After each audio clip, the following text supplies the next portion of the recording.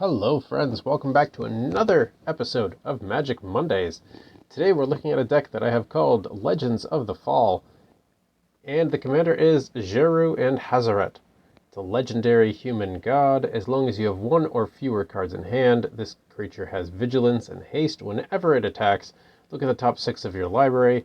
You may exile a legendary creature card from among them, put the rest on the bottom of your library in random order, and until end of turn, you may cast the exiled card without paying its mana cost. So the whole idea is we are using this legendary human god to cheat out legendary creatures. Taking a quick look at the more details, 45 creatures in this deck. I was feeling nostalgic. I wanted to go old school. What was Magic like when I first started playing, which was a long time ago now. And it was very much either you played a burn deck, where you had 4 lightning bolts and 4 incinerates and 4 disintegrates and 4 fireballs, or you played a creature heavy deck, and there wasn't really a lot in between. So I was feeling nostalgic. I wanted to put in a deck with a lot of creatures, and they're pretty much, maybe exclusively all legendary, but pretty much all legendary. So average mana cost is 3.6, which is a little on the high side, but you're cheating them out anyway, so it doesn't really matter too much. More white than red, as you can see. So we got, as I said, 45 creatures, 21 artifacts, most of which are creatures or mana rocks, a couple of enchantments, and then lands.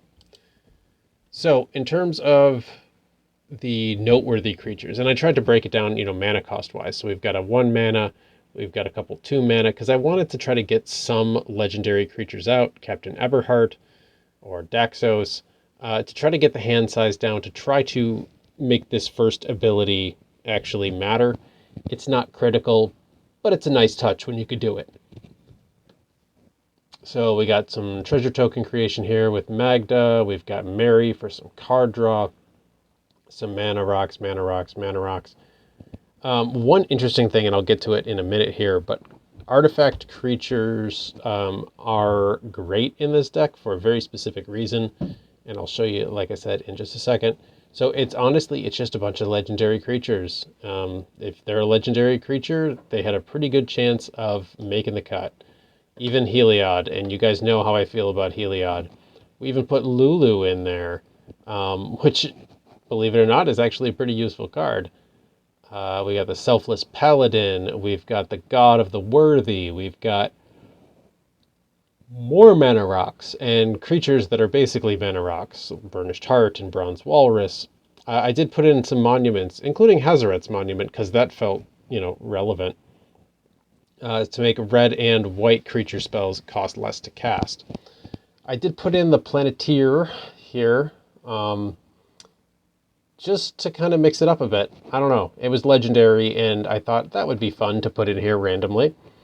But the reason for so many artifact creatures and why they're so useful is this card right here, Semblance Anvil. So when it enters the battlefield, exile a non-land card from your hand. Spells you cast that share a card type with the exiled card cost 2 less to cast. So if you exile a Palladium Mirror, artifacts and creatures both cost 2 less to cast because of Semblance Anvil. Fantastic value right there. More legends. We got Baird, we've got Elish Norn. We've got a couple Elish Norn cards in here. We've got Mangara, the Diplomat. We've got Audric, the Lunar Marshal. It really is a lot of legendary creatures and very little else. We put in Nahib? I don't know. This guy, the Zombie Minotaur Warrior. We put him in there. We did the other one as well that has the Afflict ability. I'd love to make it Afflict deck in Arena, but there's only like 4 cards that have Afflict, and it just doesn't work. So I'm just very slowly kind of going through some of the legends. Here is a non-legendary card to make historic spells cost 1 less to cast. Historic spells includes artifacts, legendaries, and sagas. So pretty much everything in this deck. Solemn Simulacrum for the land and the card draw power, basically. Here's Oketra, who we've got the monument to Oketra there. So whenever you cast a zombie or a creature spell, create a 4/4 zombie warrior creature token with vigilance. Very useful for just filling out your board and making it stupid creature overrun. We've even got like uncommon bird noble legends in here. This raise boar because it's really broken. Here's the one with afflict. We put Perforos in here. We put Atali in here. We put Morog in here. Here's the other Elish Norn. We put in Zetalpa, the Primal Dawn, and we put in an Ulamog, because if you can cheat out an Ulamog for 0 mana, you do it. And then lands, of course we put this in here so that we could, make legendary creatures indestructible, like our commander, so we can attack every turn. Especially if we have 1 or fewer cards in hand, we can cheat out a creature every single turn, and it has vigilance, so it's also a blocker. Just great value and great combination if you can make it work. Plaza of Heroes, because it's tapped to add 1 mana of any color for a legendary spell, which is kind of neat.